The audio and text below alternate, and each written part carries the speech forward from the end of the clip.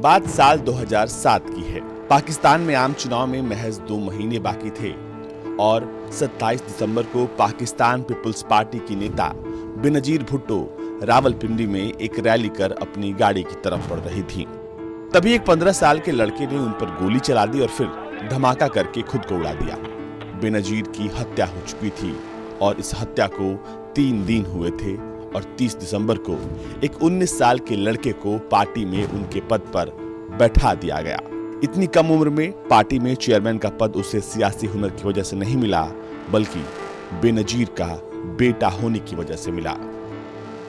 Chairman बनने वाला लड़का कोई और नहीं बल्कि बेनजीर भुट्टो और आसिफ अली जरदारी का बेटा बिलावल भुट्टो था। आज बात बिलावल भुट्टो के सियासी सफर की, कैसे 19 साल की उम्र में ये लड़का पार्टी का चेयरमैन बनता है और इसके बाद उसका सियासी सफर शुरू हो जाता है। अब बेनजीर की मौत को 16 साल हो चुके हैं। पाकिस्तान में अगले 24 घंटे में वोट डाले जाएंगे, लेकिन इसी बीच नवाज शरीफ 4 साल के बाद देश निकाले होने के बावजूद सियासत के लिए वापस मुल्क लौट कर आ गए हैं। पूर्व प्रधानमंत्री जेल में है।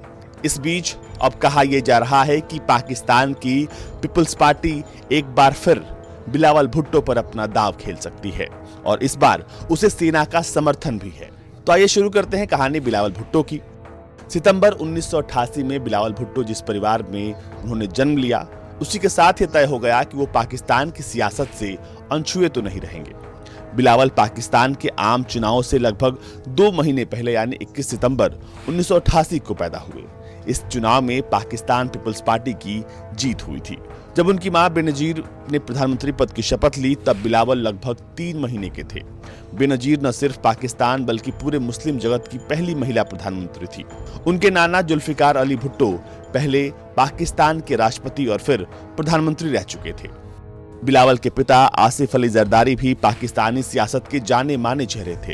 हालांकि बिलावल की मां और नाना की तुलना में आसिफ अली जरदारी की छवि ज्यादा मजबूत नहीं थी। बिलावल जब 2 साल के थे तो जरदारी को जेल जाना पड़ा।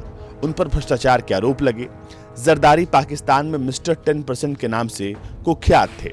उन पर आरोप था कि उन्होंने अपनी पत्नी के प्रधानमंत्री बनने का फायदा उठाकर हर प्रोजेक्ट में 10% का कमीशन लिया।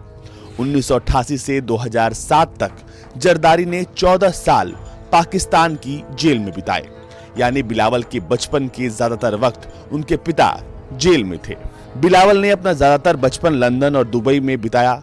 मां की मौत और अचानक पार्टी में इतने अहम पद पर बिठाए जाने के बावजूद बिलावल शुरुआत में राजनीति में एक्टिव नहीं रहे।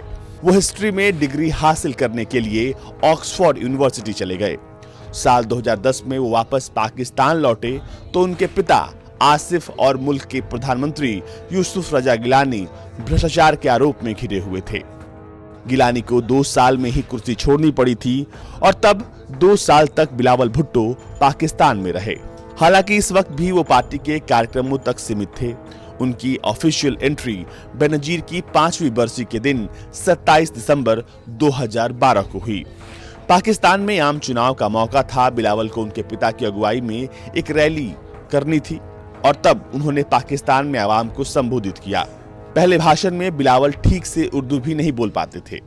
24 साल के बिलावल अपना पहला भाषण मुंहजबानी याद करके आए थे। पहली बार जब वो बिना किसी परिचय के स्टेज पर थे, तब आसिफ अली जरदारी ने उनके हाथ को हवा में उठाकर जनता के सामने पेश किया। पहले भाषण में भुट्टो ने अंग्रेजी लहजे वाली उर्दू में कहा था, मैं जुल्फिकार अली भुट्टो का वारिस, मैं शहीद बेनजीर भुट्टो का बेटा आपसे पूछता हूँ।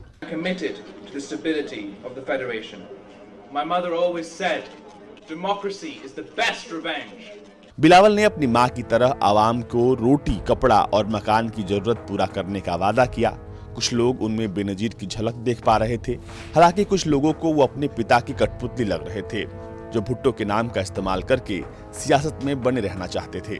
इस बार बिलावल अकेले पाकिस्तान की सियासत में कदम नहीं रख रहे थे, बल्कि उनके साथ पाकिस्तान क्रिकेट के पोस्टर बॉय इमरान खान पहली बार चुनाव लड़ रहे थे। क्रिकेट से राजनीति में एंट्री करने वाले इमरान बिलावल को किसी नौसिखिए से ज्यादा अहमियत नहीं देते थे। वो बार बार बिलावल की कमजोर उर्दू पर उनका मजाक बनाते। बिलावल के ठीक उलट इमरान ने पाकिस्तान की राजनीति में जगह बनाने के लिए इस्लाम का सहारा लिया। वो तालिबान का समर्थन करने लगे। उस वक्त इमरान ने भारत का दौरा सिर्फ इसलिए रद्द किया क्योंकि वहां लेखक सलमान रुश्दी के आने की संभावना थी। वहीं सलमान रुश्दी, जिन पर इस्लाम की तौहीन करने का आरोप लगता है, धार्मिक छवि अपनाने का इमरान को फायदा मिला और उनकी पार्टी को साल 2013 में आम चुनाव में 35 सीटों पर उनकी पार्टी जीती, जबकि पाकिस्तान पीपल्स पार्टी को 76 सीटों का घाटा हुआ और वो 118 से 42 सीटों पर आकर सिमट गई।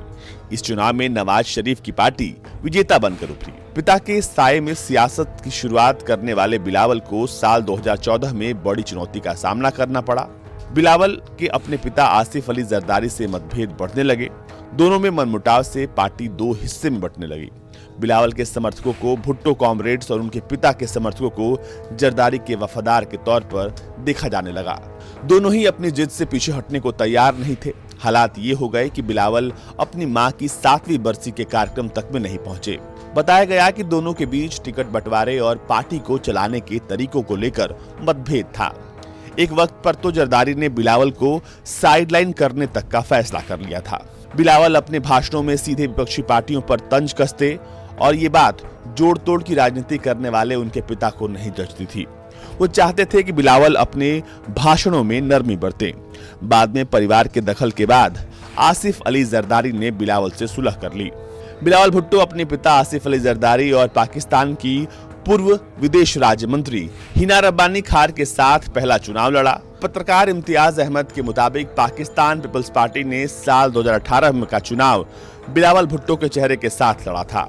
हालांकि ये पहले ही तय था कि उनका प्रधानमंत्री की कुर्सी तक पहुंचना नामुमकिन है। बिलावल ने चुनाव से पहले पाकिस्तान का दौरा किया। एक तरफ जहां सभी पार्टियां सियासी फायदे के लिए गाली गलौज और निजी हमलों पर उतर आई थी, वहीं बिलावल ने ऐसा नहीं किया। एक बार उनकी रैली पर पत्थरबाजी हुई, लेकिन उस वक्त भी वो मुस्कुरा रहे थे। साल 2018 के चुनाव में बिलावल ने बिना कोई रिस्क लिए 3 सीटों से चुनाव लड़ा। रणनीति ये थी कि उन्हें किसी भी कीमत पर जीतकर पाकिस्तान की नेशनल असेंबली तक पहुंचना था। बिलावल 3 में से सिर्फ 1 सीट पर जीत हासिल कर पाए थे, वो भी सिंध की सीट से, जहां उनके परिवार की मजबूत पकड़ मानी जाती है। साल 2018 में चुनाव में भी बिलावल पीपीपी के लिए कुछ चमत्कारी काम नहीं कर पाए। उनकी पार्टी महज 54 सीटें जीत पाई और तीसरे नंबर पर रही। सेना के चहेते इमरान प्रधानमंत्री बन गए।